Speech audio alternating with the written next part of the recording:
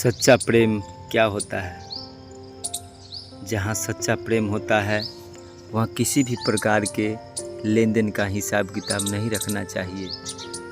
साधु ने देखा कि एक औरत अपने प्रेमी को बिना तौले फल दे देती थी।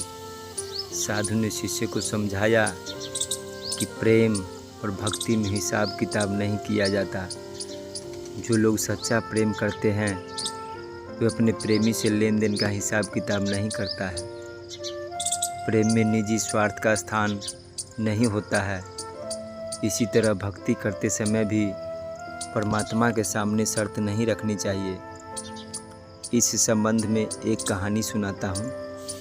कहानी के अनुसार पुराने समय में एक साधु अपने शिष्यों के साथ गांव-गांव में घूमकर उपदेश देते थे और लोगों को बुरे कर्मों से बचाने के लिए प्रेरित करते थे। इस दौरान वे एक गांव में पहुँचे। उस गांव में एक औरत फल बेचती थी। वह सभी लोगों को फल बराबर तौल कर देती थी, लेकिन गांव के ही एक लड़के को फल बिना तौले ही दे देती थी। साधु के भक्त ने उनकी कुटिया उसी औरत घर के सामने बना रखी थी।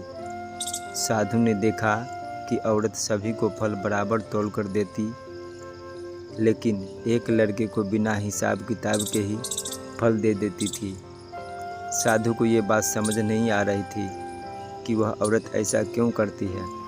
साधु ने गांव के लोगों से बात पूछी तो मालूम हुआ कि वह औरत उस लड़के से प्रेम करती है और इसी वजह से वह उसे बिना तौल के फल दे देती थी। वो उस लड़के से लेन देन का हिसाब भी नहीं रखती है। साधु ने अपने शिष्यों से कहा कि ये साधारण सी औरत जिसे प्रेम करती है उससे लेन देन का हिसाब नहीं रखती है। हम भी अपने परमात्मा से प्रेम करते हैं तो भक्ति में किसी तरह का हिसाब किताब नहीं रखना चाहिए। मंत्र जाप की संख्या का हिसाब रखने की भी ज़रूरत नहीं है। भक्ति में परमात्मा के सामने किसी तरह की शर्त भी नहीं रखनी चाहिए। जिस तरह प्रेम में किसी तरह के स्वार्थ की जगह नहीं होती, ठीक उसी तरह भक्ति में भी किसी तरह का स्वार्थ नहीं होना चाहिए। कथा की सीख, इस कथा की सीख यह है, जब लोग प्रेम में किसी भी प्रकार के लेन देन का हिसाब नहीं रखते हैं तो हमें भी भक्ति भजन बिना किसी शर्त के नहीं करना चाहिए। परमात्मा के काम के लिए दिए गए दान का हिसाब नहीं रखना चाहिए।